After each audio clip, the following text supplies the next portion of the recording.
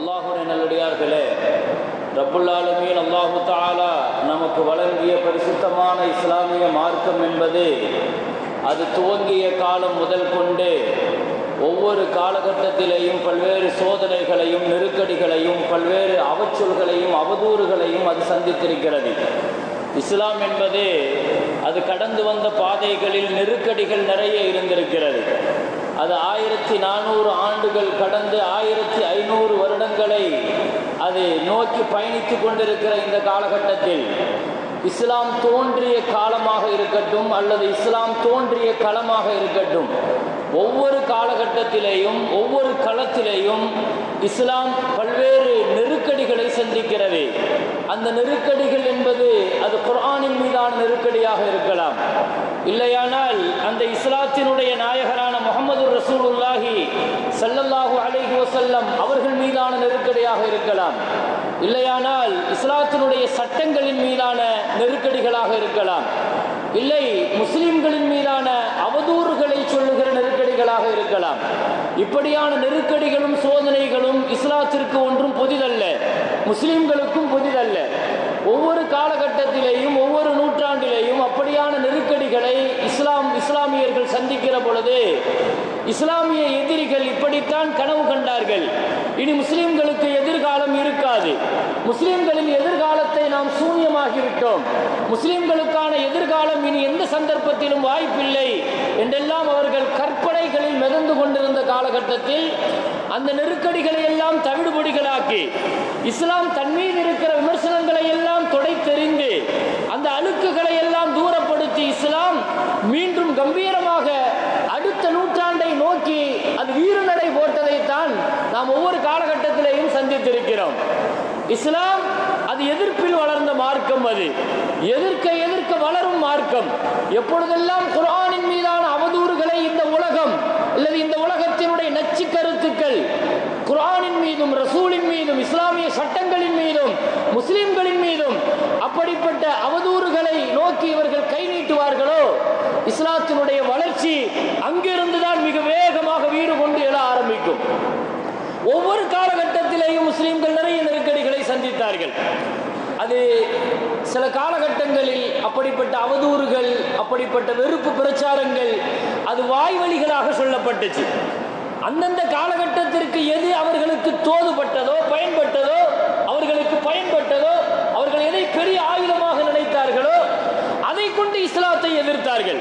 சில காலகட்டங்கள் இருந்தது, இஸ்லாத்தின் மீதான விமர்சனங்களை வெறுப்பு பிரச்சாரங்களை இஸ்லாத்தின் மீதான அவதூறுகளை வாய்வழி செய்திகளாக பரப்பினார்கள். வாய்களை கொண்டே நிறைய விஷயங்களை இஸ்லாத்திற்கு எதிரான விஷயங்கள், ஏன்னா அப்பொழுது பிரிண்ட் மீடியா இல்லை, காட்சி மீடியா இல்லை. அப்பொழுது அப்ப மீடியாவினுடைய வளர்ச்சி இல்லாத காலகட்டத்திலேயும் இஸ்லாத்தினுடைய எதிர்ப்பு இருந்தது, இஸ்லாத்தினுடைய விமர்சனம் இருந்தது, இஸ்லாத்தின் மீதான அவதூறுகள் இருந்தது, ரசூலின் மீதான அவதூறுகள் இருந்தது, முஸ்லிம்களின் மீதான அவதூறுகள் இருந்தது. இது எல்லா காலகட்டத்திலேயும் இருந்தது. ஆனால் என்ன கொஞ்சம் வித்தியாசம், அந்தந்த காலகட்டத்திற்கு அவர்களுக்கு இஸ்லாத்தை எதிர்க்க எது பயன்பட்டதோ எது ஆயுதமாக பயன்பட்டதோ அதை கொண்டு அவர்கள் செய்தார்கள். அல்லாஹ் குர்ஆனிலே சொல்லுவான், யுரீதுன லியுத்ஃபிஉ நூரல்லாஹி பிஅஃப்வாஹிஹிம். அல்லாஹ் சொன்னான், இவர்கள் அவர்களுடைய வாய்களை கொண்டே அல்லாஹ்வினுடைய ஒளியை அணைக்கலாம் என்று எதிர்பார்க்கிறார்கள். வாய்களை கொண்டு அணைக்கலாம் என்று எதிர்பார்க்கிறார்கள் என்று சொன்னால் வாய் வழிகளாக இஸ்லாத்தின் மீதான எதிர்ப்பு பிரச்சாரங்களை அது முறுக்கி விடுகிறார்கள் என்பது அதனுடைய அர்த்தம். வலதஸ்மஉன்ன மினல்லதீன ஊத்துல் கிதாப மின் கப்லிக்கும் வமினல்லதீன அஷ்ரகு அதன் கஸீரா. அல்லாஹ் இன்னொரு வசனத்திலே அல்லாஹ் சொல்லுவான், இதற்கு யூதர்களோ கிறிஸ்தவர்களோ முஷ்ரிக்கீன்களோ யாரும் இதில் விதிவிலக்கு அல்ல. இஸ்லாத்திற்கு எதிரான பிரச்சாரங்களை முறுக்கி விடுவதில் ஒன்று கோர்த்து கைகோர்ப்பதில் இதுல இவனுக்கு இவன் பரவாயில்லை என்று சொல்லுகிற அளவுக்கு எவனுமே சளைத்தவன் அல்ல. அல்லாஹ் பொதுவாகவே அல்லாஹ் சொல்லிவிட்டான், யூத கிறிஸ்தவன் என்று சொல்லவில்லை, ஊத்துல் கிதாப் என்று அல்லாஹ் சொல்கிறான். வேதம் தரப்பட்ட கூட்டமாக இருக்கட்டும், இல்ல வேதம் இல்லாத ஷிர்க் வைக்கிற முஷ்ரிக்கீன்களாக இருக்கட்டும், மினல்லதீன ஊத்துல் கிதாப மின் கப்லிக்கும் வமினல்லதீன அஷ்ரகு அதன் கஸீரா, இவங்க அத்தனை பேர்கள்ட்ட இருந்தும் நீங்கள் சில அவதூறான சொற்களை கேட்க நேரிடும். அல்லாஹ் அப்படித்தான் சொல்கிறான், செவிவழியாக நீங்கள் கேட்க நேரிடும். அது அந்த காலகட்டம் அது. அப்ப இப்படிப்பட்ட பிரச்சாரங்களை யூத கிறிஸ்தவ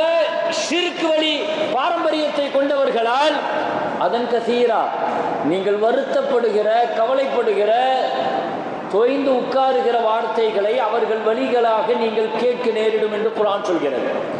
எனவே இவர்கள் கையில் கிடைக்கிற வாய் மீடியாவாக, பிரிண்ட் மீடியாவாக, ஷோ மீடியாவாக, காட்சி மீடியாவாக எது அந்தந்த காலகட்டத்தில் கிடைக்கிறதோ அதை கொண்டு இஸ்லாத்தின் மீது மிக வேகமான வெறுப்பு பிரச்சாரத்தை முன்னெடுத்திருக்கிறார்கள்.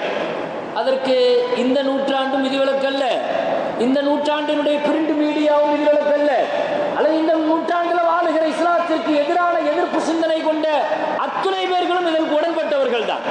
குர்ஆனில் தெளிவாக சொல்லுது, நீங்க இஸ்லாம் முஸ்லிம்கள் இது சம்பந்தமாக வந்துவிட்டால் இதுல நீங்க அதுல தரம் பிரிக்கிறதுங்கிறது ரொம்ப கஷ்டமாக இருக்கும். கிட்டத்தட்ட உங்களுக்கு எதிராக துதா அலைக்குமுல் உமம், எல்லா சமுதாயமும் ஒன்று திரட்டப்படும்.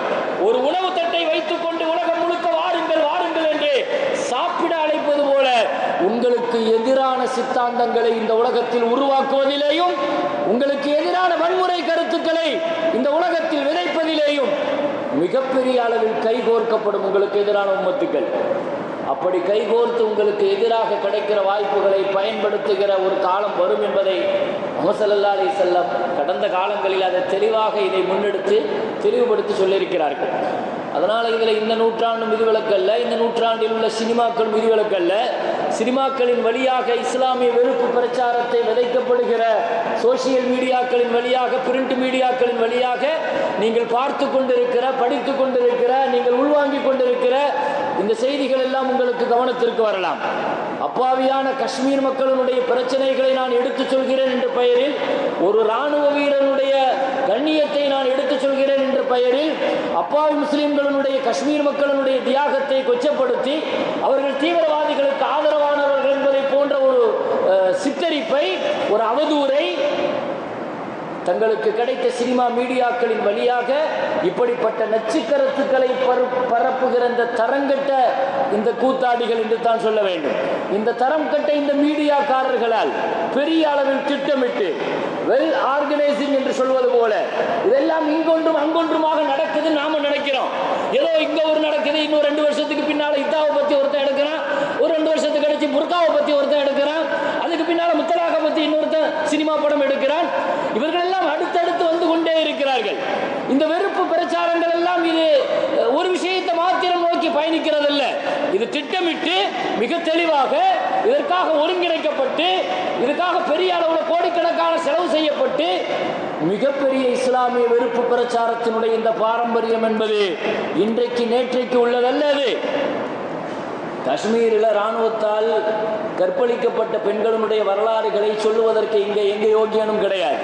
அங்கே பாதிக்கப்பட்ட பெண்களுடைய கண்ணீர்களை சொல்லுவதற்கு இங்கே எந்த நாவியும் கிடையாது. அதை பற்றி படம் எடுப்பதற்கு இங்கே எவனுக்கும் துப்பு கிடையாது. காஷ்மீர் மக்களுடைய கண்ணீர்களையும் கவலைகளையும் பிரச்சனைகளையும் நம்ம இராணுவ வீரர் என்பது பெரிய பரிசுத்தமானவர் என்பது போல காஷ்மீரில் அவர்கள் நடத்திய அந்த மிக மோசமான களியாட்டங்களும் காம ஆட்டங்களும் இதை பற்றி பேசுவதற்கெல்லாம் இங்கே ஒரு நாதியும் கிடையாது.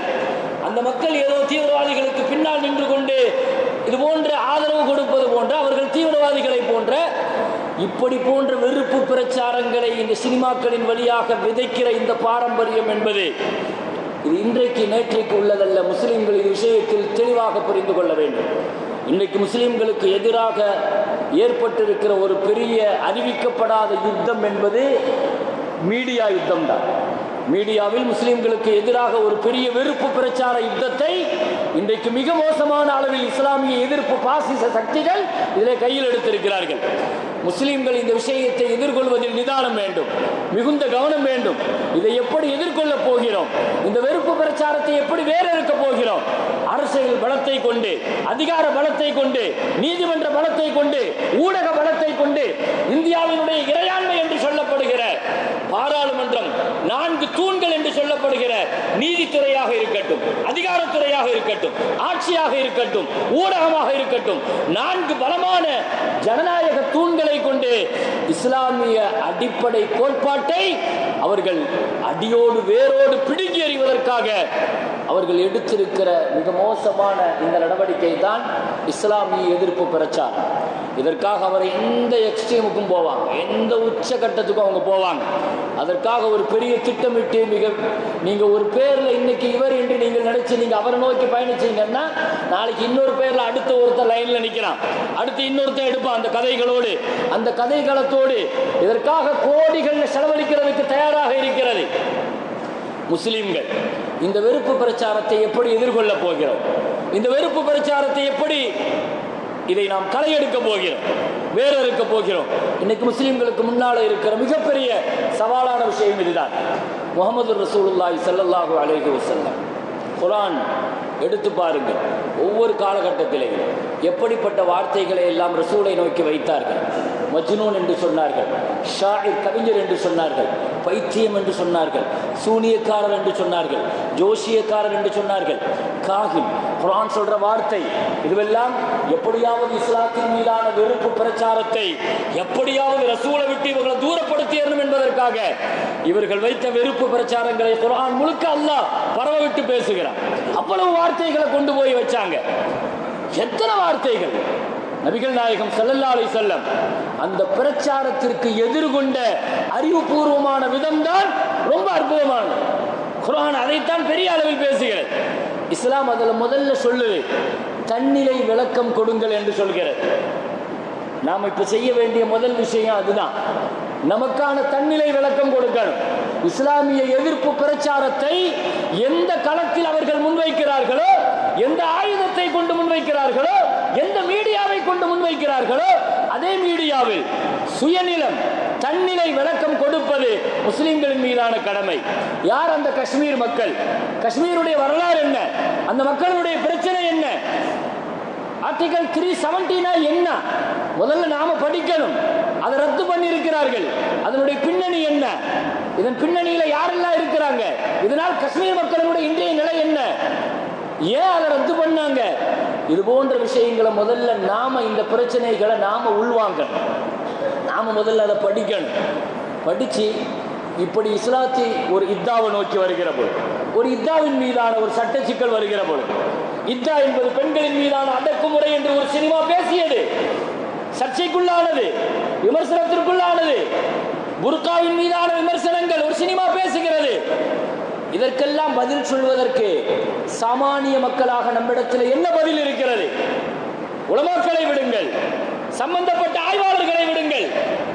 பிரச்சனைகளை ஆய்வாளர்களும் உலமாக்களும் மட்டுமே பார்க்கிறது இல்லையே. இன்னைக்கு சோசியல் மீடியா என்பது அவர்களுடைய கையில மட்டும் இல்லையே, நாம் ஒவ்வொருவருடைய கையிலேயும் இருக்கிறது. ஒரு பெரிய மீடியா பலம் அது. 19ஆம் நூற்றாண்டிலே கடல் பறையை கையில் வைத்திருந்தவர்கள் அந்த நூற்றாண்டின் ஜாம்பவான். 20ஆம் நூற்றாண்டில் வான்படையை கையில் வைத்திருந்தவர் அந்த நூற்றாண்டின் ஜாம்பவான். 21ஆம் நூற்றாண்டு மீடியாவை கையில் வைத்திருப்பவர் அந்த நூற்றாண்டின் ஜாம்பவான். இது மீடியா உலகம். 21ஆம் நூற்றாண்டு என்பது மீடியா.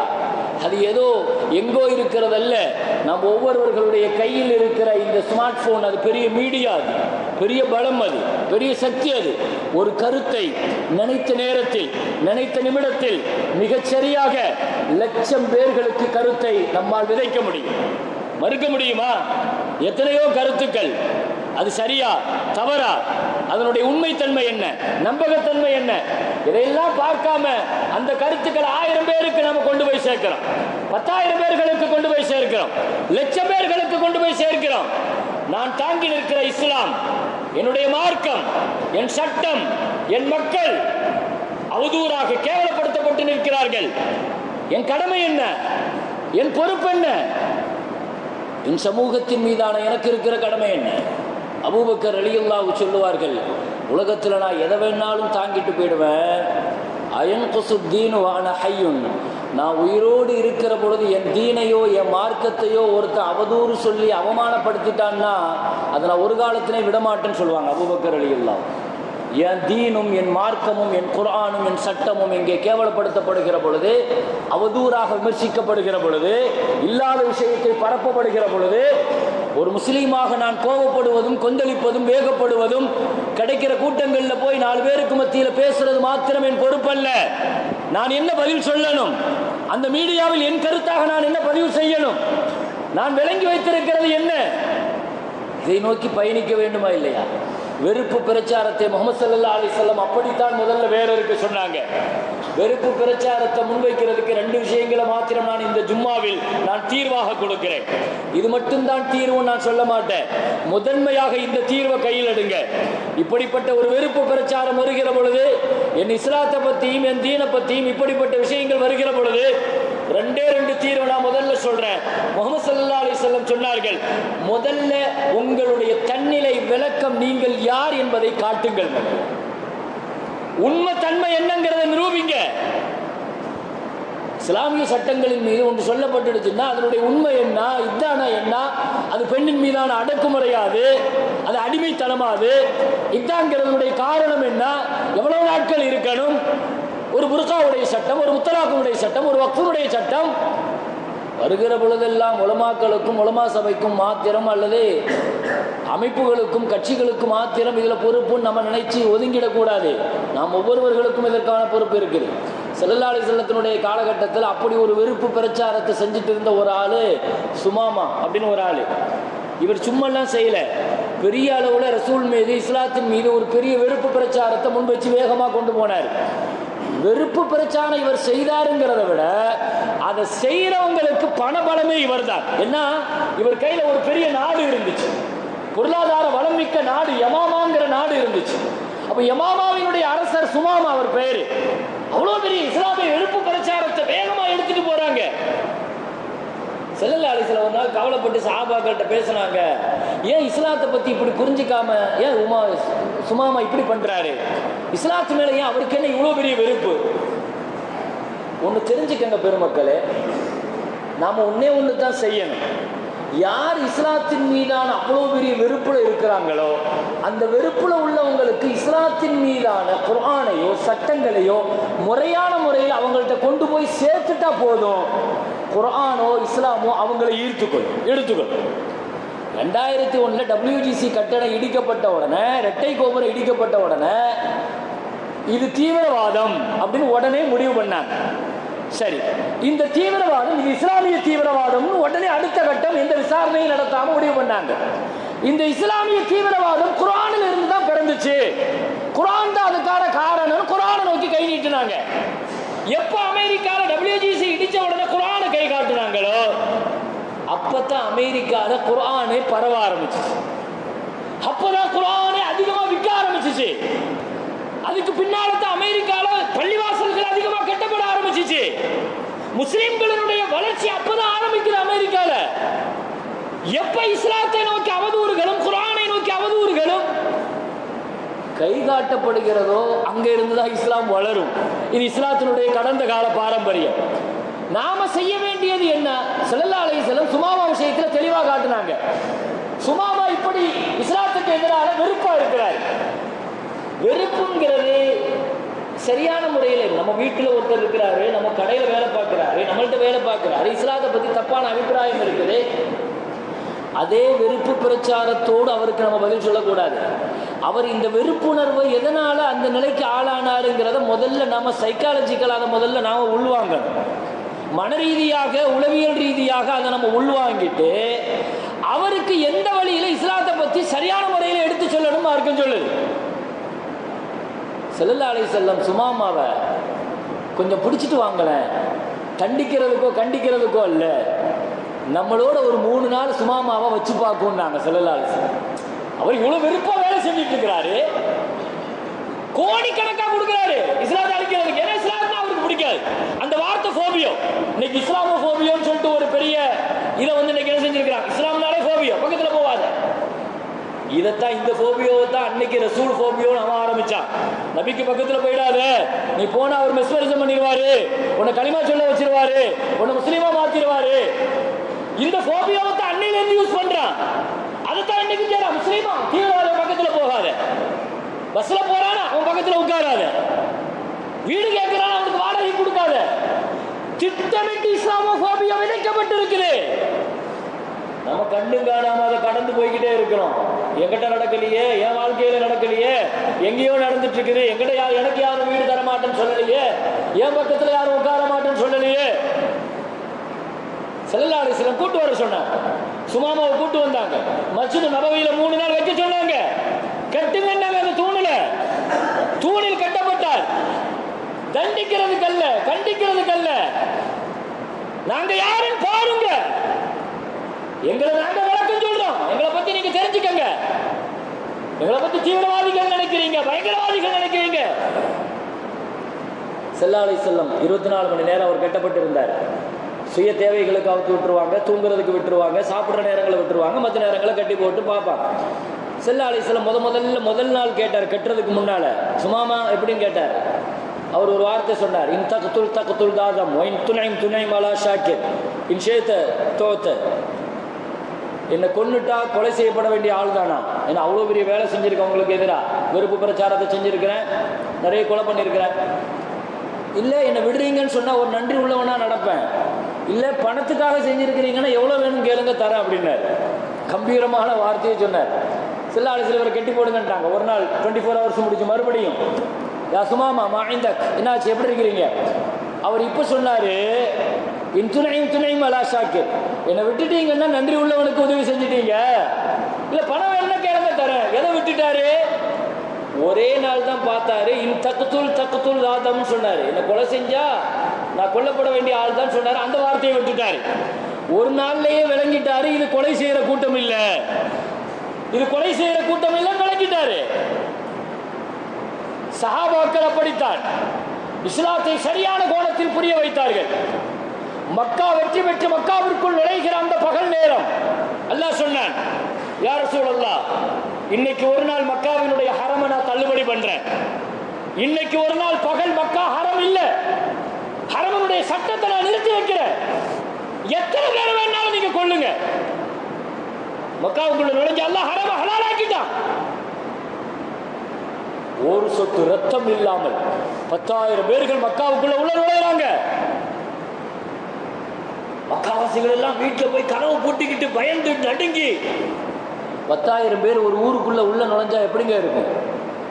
பதட்டத்தில் இருக்கிறாங்க. என்ன நடக்குமோ, என்ன செய்வாங்களோ, எப்படி செய்வாங்களோ. கொஞ்ச நேரத்தில் பார்த்தா சப்தத்தையே காணும். வீட்டுக்குள்ள போய் ஒளிந்த மக்கள் எல்லாம் என்னாச்சுன்னு தெரியலையே, எங்க போனாங்கன்னு தெரியலையே, இவ்வளவு சத்தமா இருக்குது. கதவை திறந்து வெளியே வந்து பார்த்தா 10,000 பேர்களும் அப்படியே காபாவை பிடிச்சுக்கிட்டு 1000 பேரு, அங்க ஹஜ்ருல் அஸ்வதுல 1000 பேரு, சஜிதால 1000 பேரு. அல்லாஹ் அக்பர். அசந்து போயிட்டாங்க மக்காவாசிகள். இவர்கள் போராளிகள் அல்ல, இவர்கள் போர் வெறி கொண்டவர்கள் அல்ல. காபா கிடைச்ச உடனே காபாவை, மக்காம் இப்ராஹிம, ஜம்ஜம ஒவ்வொன்றையும் பிடிச்சுக்கிட்டு அழுகுறாங்க, கதறாங்க, கண்ணீர் வடிக்கிறாங்க. சஹாபிகள் தாங்கள் யாருன்னு மக்கா வெற்றியில புரிய வச்சாங்க.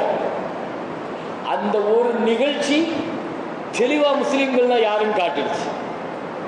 அதே மாதிரி தான் சுமாமா 3 நாள் இருந்தாரு. 3 நாள் இருந்துட்டு போனாரு. உடனே அவள்கிட்ட சொன்னாங்க, போனாரு, குளிச்சாரு, உடனே திரும்ப வந்தார். யா ரசூலல்லாஹ், நேற்று வரைக்கும் உலகத்திலேயே எனக்கு பிடிக்காத வெறுப்பான முகம் உங்க முகம்தான். நேற்று வரைக்கும் எனக்கு உலகத்திலேயே பிடிக்காத தீன் உங்க தீன் தான். நேற்று வரைக்கும் எனக்கு பிடிக்காத ஊர் உங்க ஊர் தான். இன்னைக்கு உலகத்திலேயே பிடிச்ச முகம் உங்க முகம், உங்க தீன். மாறிட்டாரு. எனவே நான் முதலாவதாக வெறுப்பு பிரச்சாரங்களை முஸ்லிம் சமுதாயம் கண்ணியத்தோடு, நாம் தன்னிலை விளக்கத்தோடு, உரிய விளக்கத்தோடு நாம் அதை எதிர்கொள்ளணும். இது ரசூலுடைய பண்பு. இரண்டாவது, இஸ்லாமிய எதிர்ப்பு சிந்தனைகளில் பல பேர்கள் இருந்தாலும் உண்மையிலேயே மிக மோசமான காழ்ப்புணர்ச்சியோடு ஒரு 5% இருப்பார்கள். 95% முஸ்லீம் அல்லாத மக்கள் அது தவறாக புரிந்து கொண்டவர்களுடைய நிலைகள் தான். எனவே அப்படிப்பட்டவர்களுக்கு முறையாக புரிந்து கொண்டு அவர்களுடன் உள்ள உறவுகளை, சமய நல்லிணக்கத்தை, நாம் அவர்களோடு உள்ள நன்றி பாராட்டுதலை, அவர்களோடு உள்ள நெருக்கத்தை, அவர்களோடு உள்ள வியாபார பழக்கத்தை நாம் இஸ்லாத்தினுடைய நற்சிந்தனையாக கன்வெர்ட் பண்ண வேண்டியது நம்முடைய காலத்தின் கட்டாயம்.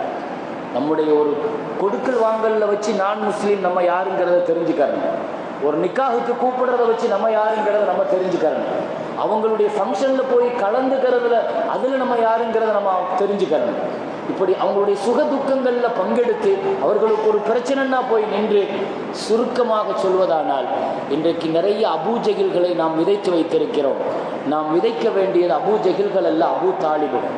நாம் அபூ தாலிபுகளை பெற்றெடுக்க வேண்டும். அபூ தாலிபுகளை நம் பக்கத்தில் உள்ளவர்களை மாற்றியாக வேண்டும். அபூபக்கர்களாக நாம் மாற்றாவிட்டாலும் பரவாயில்லை, குறைஞ்சபட்சம் அவர்களை அபூ தாலிபுகளையாவது நம்ம பாதுகாத்து கொள்ள வேண்டும். அதை செய்தால் மாத்திரம்தான் நாளைக்கு எனக்கும் என் சட்டத்திற்கும் என் சரீரத்திற்கும் என் மக்களுக்கும் ஒரு பிரச்சனை என்றால் நான் மட்டுமே குரல் கொடுத்து கொண்டிருந்தால் அந்த குரல்கள் உரிய இடத்தில் போய் சேராது. என்னோடு கைகோர்த்து நிற்கிற சகோதர சமயத்தவர்களையும் இங்கே கைகோர்த்து கொண்டு நம்மின் மீது வைக்கப்பட்ட விமர்சனங்களை தொடை தெரிய வேண்டும். அதுதான் இந்த வெறுப்பு பிரச்சாரத்தினுடைய இன்றைய காலகட்டத்திற்கு நமக்கு முன்னால் இருக்கிற சவால் என்று சொல்லி முடிக்கிறேன். வாஹிர் தாவானா அல்ஹம்துலில்லாஹி ரப்பில் ஆலமீன். அஸ்ஸலாமு அலைக்கும்.